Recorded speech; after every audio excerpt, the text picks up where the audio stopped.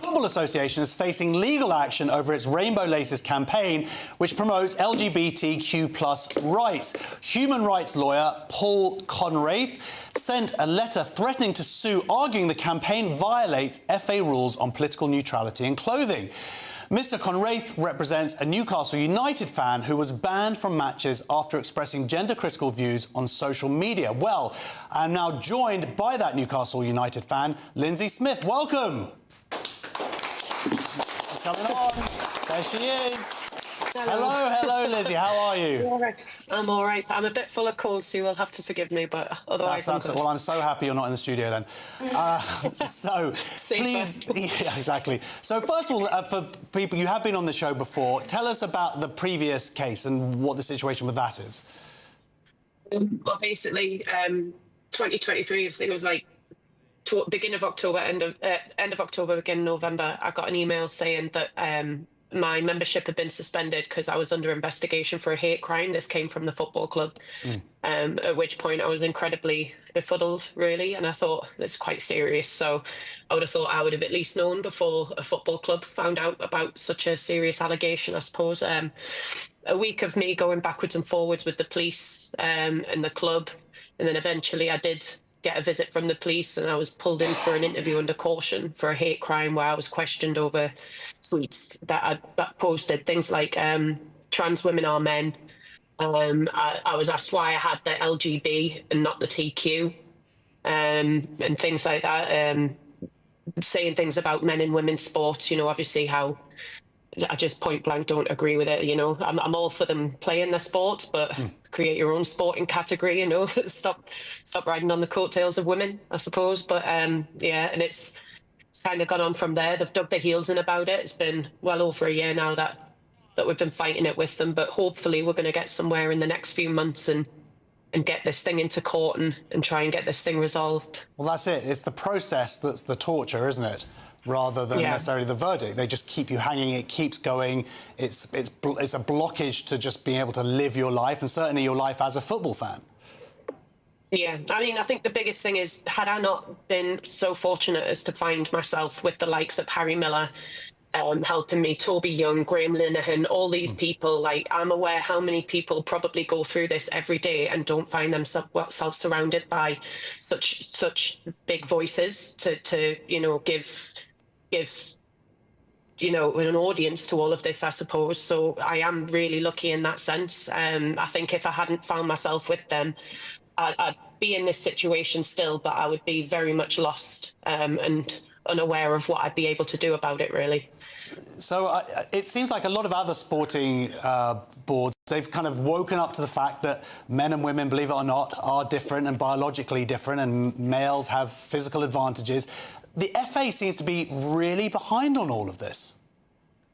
Yeah, it's quite a surprise as well. I mean, you don't see it at the professional level as well, like the top tier professional level. You know, it's funny. It seems to only be in the grassroots area where, you know, we're seeing women being pushed out of the game in replacement of a man who declares his gender identity as being a woman. You know, you've got women goalkeepers that are being kicked out of their position because there's a bloke who's 6 foot tall has decided his name's Brenda, and that he, you know, and because he can reach that top corner that little bit better, you've got women being pushed out and losing their places, and you know, for something that will be their passion. I mean, I play football once a week with my friends, you know, and I don't know what I'd do if suddenly I was just kicked out of there and told I wasn't allowed to do it anymore. Yeah, well, let's have a little example. I don't know if you saw this thing, Charlton Athletic. Did you see this new campaign? And it's about, is it inclusion or is it indoctrination? Let's have a little look at this clip.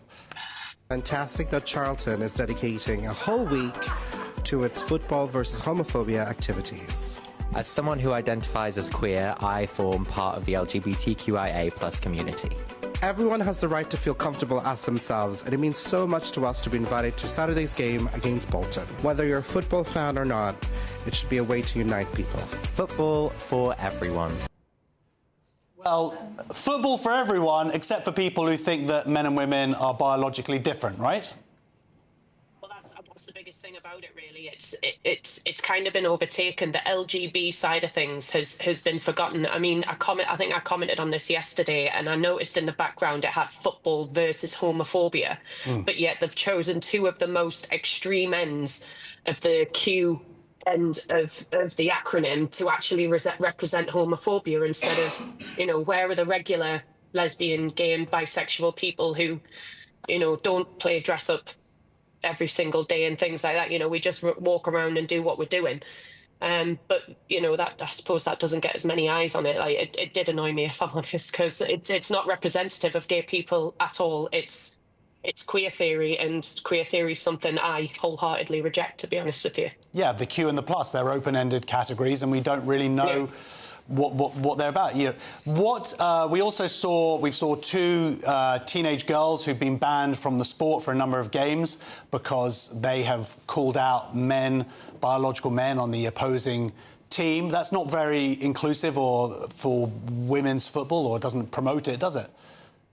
No, I mean, again, these are young girls who I think in the case as well, there's autism involved in it, So, and you're taught as a young woman, to speak up when you don't feel comfortable, when you feel like something's wrong. But it seems to be, apart from this, like it's common sense. This is a bearded man playing on a women's team, and all this girl did was, ask, "Are you a man?" And now she's been banned for like 6 games or something, which, it's another thing I'm really pleased the Free Speech Union have their hands on, because they're in the process of appealing it for that young girl. Yeah. I was lucky enough to meet her a couple of weeks ago when I was at an event with the Free Speech Union, and she's really brave, to be fair. So. Yeah. And what about this campaign that's going on right now about the laces and the armband then? So is this a form of sort of compelled speech?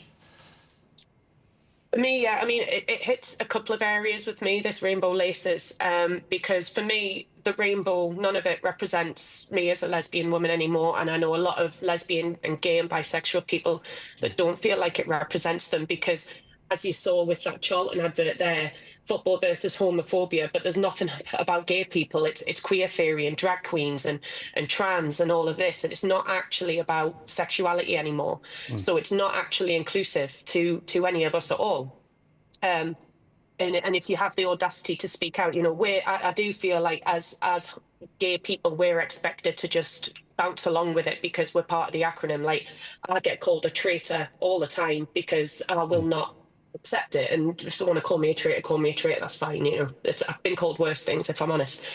But it's the other area it hits on with me is the way that they just force this on everybody. Like, as well as being a lesbian woman, I am also a woman of faith. I'm a Christian woman, and I'm aware that even though I am a Christian, there will be Christians within my faith that don't agree with the homosexual side of things, and that's their right. If that's the way their faith leads them, that's the way their faith leads them.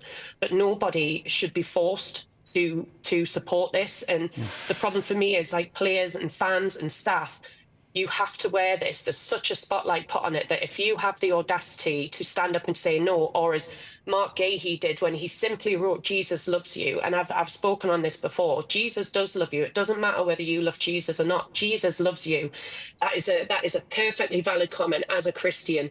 What he is saying there, he is letting everybody know about his love, and yet he's threatened with sanctions. He has the media all over him, and he's targeted by activists, and that for me is just wrong. Because in the FA's rules, you're not allowed to show political or religious leaning or anything like that. But in the next breath, they're going to make people support this ideological it's been taken over by political activists as well. And yet we're all just supposed to accept that and go along with it. Well, I would say it's the hypocrisy. It is the hypocrisy, but I wouldn't say they're political activists as much as they have their ideological activists. It's just a different ideology that they're pushing. And also, I'd like to say there's also, I believe I saw something today about a trainee referee, Dr. David Cartland, who has been banned because they found some old tweets where he talked about the biological difference between men and women. Anyway, thank you so much for joining us, and congratulations, and keep on the good fight there. That's Newcastle United fan Linzi Smith. Amazing.